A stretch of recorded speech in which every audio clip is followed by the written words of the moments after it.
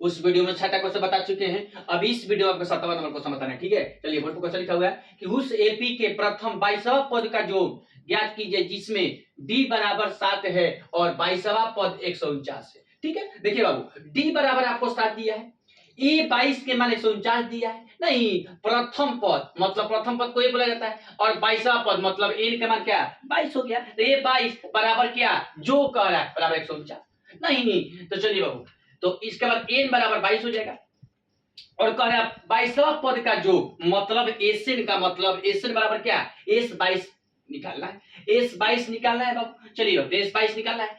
अब क्या करेंगे, पहले हम लोग ए 22 149 निकालते हैं, तो ए 22 का मतलब होता है बाबू कि पहले हम लोग एन का सूत्र लगाएंगे, तो एन बराबर फॉर्मूला होता है ए प्लस नंबर माइनस 1 गुना, ये तो आपको पहले ही पता चुका है 5.1 में कि एन बराबर फॉर्मूला होता है ए प्लस नंबर माइनस 1, ठीक है। तो हमको ए 22 बराबर हो जाएगा आपका, ए के मान आपका नहीं दिया है तो ए निकाल लेंगे, प्लस जेम कहते हो, ए के मान आपका 22 है तो 22 माइनस 1 हो जाएगा बाबू, और गुना डी के मान क्या है, डी के मान आपको पहले से 7 दिया है तो गुना 7 लिख देंगे, ठीक है। अब लिखेंगे कि ए 22 बराबर ए प्लस 21 गुना 7, ए प्लस 21 गुना 7, और बराबर देखिए बाबू यहाँ पर गलत हो गया है, यहाँ पर 149 होगा, बराबर क्या 149, ठीक है, बराबर क्या है 149 दिया है, नहीं।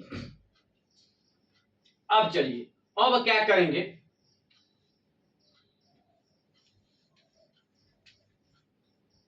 अब चलिए लिखेंगे कि ए प्लस 21 47 बराबर क्या 149, ठीक है। तो लिखेंगे कि इसलिए ए बराबर 149, ये प्लस में है तो इधर आएगा तो क्या में माइनस में, बराबर क्या, मतलब अब ए के मान क्या आ गया 2 आ गया, 149 में से 147 को घटाएंगे तो क्या बचेगा 2 बचेगा, मतलब कि ए के मान क्या आ गया 2 आ गया। अब क्या करेंगे, अब क्वेश्चन कह रहा है कि एस 22 निकालिए, तो एस 22 निकालेंगे बाबू, मतलब कि आपको एसएन का सूत्र लगाएंगे, नहीं। अब चलिए अब देखिए आपको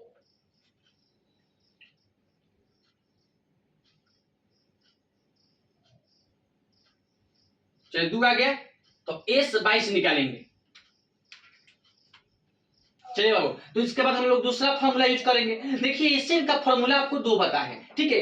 पहला वाला पता है कि n बटा 2 cos 2a plus number minus 1d होता है, एक होता है एसएन बराबर n बटा 2 cos a प्लस n, तो ये आपको a प्लस n वाला फॉर्मूला, क्योंकि आपको a मालूम चले गया, d मालूम चले गया, n मालूम चलिएगा, तो आपको डायरेक्ट फॉर्मूला को यूज कर सकते हो, ठीक है। तो एसएन बराबर होता है फॉर्मूला कि n बटा 2 cos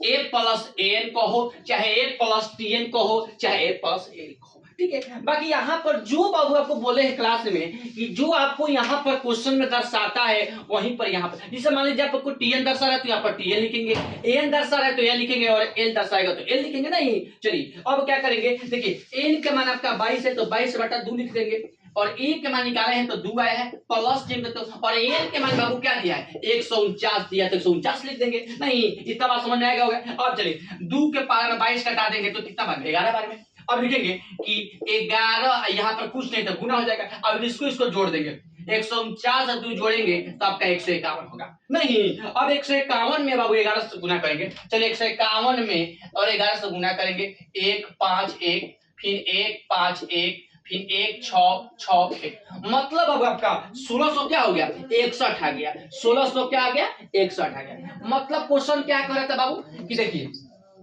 क्वेश्चन बोल रहा था कि एस 22 का मान क्या होगा, तो बोल दीजिए बाबू कि एस 22 के मान आपका क्या आ गया, एस 22 के मान 1661 आ गया, ठीक है। देखिए जब ऐसे सवाल लिखा रहता है क्वेश्चन में, ठीक है, तो आप डायरेक्ट फार्मूला को यूज कर सकते हो, ठीक है। वो फार्मूला लगाइएगा तो आपका ज्यादा लॉन्ग हो जाएगा, ये आपको डायरेक्ट जब आपको ए मालूम चलिए गया, डी मालूम चलिए गया और एन भी मालूम चलिए गया, तो आपको डायरेक्ट फार्मूला को यूज कर देना है कि एसएन बराबर फार्मूला होता है n बटा 2 cos a प्लस n को हो चाहे tn को हो चाहे, देखिए बाबू एनसीईआरटी में हम लोग को 2 चीज पढ़ना है, ठीक है, एगो हम लोग का एन पढ़ना है और एक एल पढ़ना है। बाकी जो टीएन का आपको बात कर रहे हैं अंतिम पद को, जिसको अंतिम पद कहा जाता है, तो हम लोग उसमें आपको केसीसी नाम पढ़ना है, ठीक है। जो हम लोग का 2 बुक होता है बिहार बोर्ड में, जिसे आपका एक होता है केसीसीना और एक आपका एनसीईआरटी, ठीक है। जो मेन किताब हम लोग का होता है एनसीईआरटी, आपको हम लोग आपको क्या पढ़ा रहे हैं, आपको हम ये पढ़ा रहे हैं, आपको एनसीईआरटी से सवाल पढ़ा रहे हैं, हम केसीसीना से नहीं पढ़ा रहे। बाकी आपको इसलिए बता दिए कि आपको कोई कहेगा कि भाई टीएन कैसे होता है, तो टीएनए का हम लोग अंतिम पद कहा जाता है। आपको ये भी पता है बाबू कि देखिए सबको पता है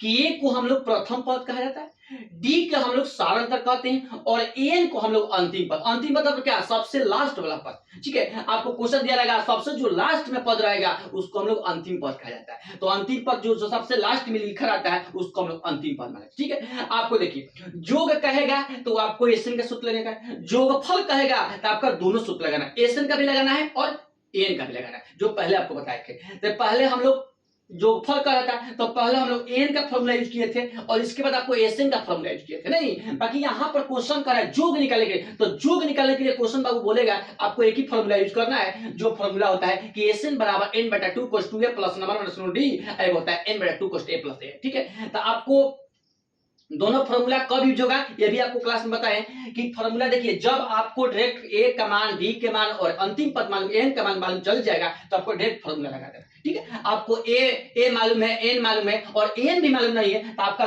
पहला वाला फॉर्मूला लगेगा जो बताया आपको कि एन बटा 2 cos 2a plus number minus D, ठीक है, वो फॉर्मूला आपको यूज होगा, ठीक है।